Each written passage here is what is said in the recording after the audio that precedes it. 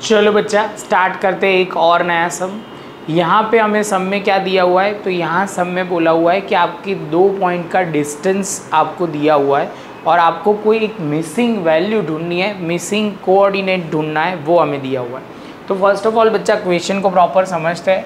For the point A and B, और B के point में बोला हुआ है -3 एंड बी, ये बी हमें क्वेश्चन में दिया हुआ है, ढूंढना है। मतलब इफ़ ए बी का डिस्टेंस दिया हुआ है √26, find out the value of B.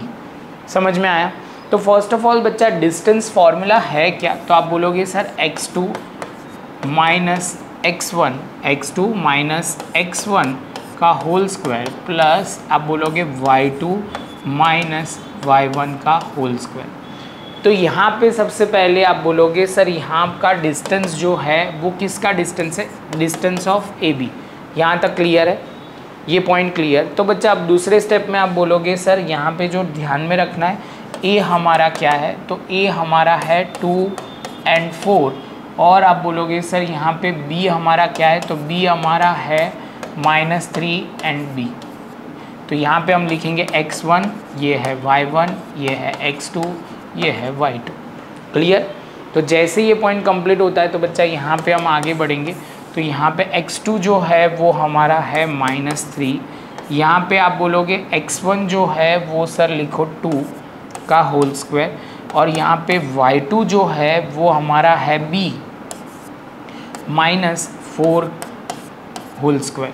और बच्चा आप बोलोगे सर डिस्टेंस जो है वो 26 है, √26। जैसे ये स्टेप कंप्लीट होता है बच्चा, तो अब हमें जो ध्यान में रखना है वो पॉइंट क्या है, taking the square root from the both side. Taking the square root from the both side, या हम बोल सकते हैं taking square both the side, या प्रॉपर वो वर्ड है टेकिंग स्क्वायर बोथ साइड। तो ये 26 सीधा हो जाएगा, यहाँ पे क्या हो जाएगा, ये स्क्वायर रूट हट जाएगा, ये दोनों साइड से ये स्क्वायर रूट निकल जाएगा, क्योंकि हमने दोनों साइड स्क्वायर कर दिया है। तो ये हो जाएगा -5 का होल स्क्वायर। तो यहाँ पे हम लिखेंगे -5 का होल स्क्वायर, और यहाँ पे हम लिखते हैं -5 का होल स्क्वायर।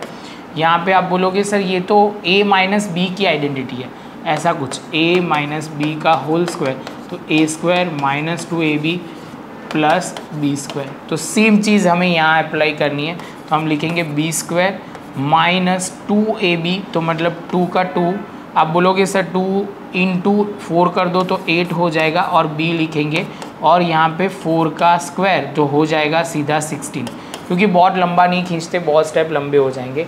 तो एक स्टेप और करना पड़ेगा, 26 ये हो जाएगा 5 का स्क्वायर 25, यहाँ पे b² -8b और ये 16। तो यहाँ पे हमें इतना समझ में आया, 25 और 16 और ये 26 एक साइड ले लेते हैं तो ज़्यादा समझ में आ जाएगा। तो यहाँ पे हम लेते हैं सिंपली, तो यहाँ पे हम लिखते हैं 0, ये b², ये 8b, और यहाँ पे 16 + 25 -26। तो ये दोनों में से करेंगे तो -1, तो ये हो जाएगा कुछ इस तरह, b² -8b और ये +15। अब 15 आ गया। अब मिडल टर्म स्प्लिटिंग के हिसाब से कर दो बच्चा, तो 2 मिनट में हो जाएगा। 15 के ऐसे पार्ट करो कि जिसका आंसर 8 आए। तो आप बोलोगे सर 15 है और 8 लाना है, तो 3 5 हमारा काम हो जाएगा। तो बच्चा स्टार्ट करते हैं ये मिडल टर्म स्प्लिटिंग करना। तो यहाँ पे आप लिखोगे b, यहाँ पे 8b, थोड़ा ऊपर ले लेते हैं, 8b की जगह आप बोलोगे सर यहाँ पे लिखो -5b -3b +15। तो जैसे ये पॉइंट कंप्लीट होता है बच्चा, तो अब आगे चलते हैं। तो यहाँ पे कॉमन क्या निकलेगा ये दोनों में से, तो ये b निकलेगा, b -5, और यहाँ से आप बोलोगे माइनस, और 1 यहाँ से क्या कॉमन निकलेगा, -3। ध्यान में रखना माइनस वो था एज इट इज़ लिखा, ये 3 दोनों में से कॉमन निकल रहा है, तो ये b, ये माइनस की साइन, और ये -5। क्लियर है?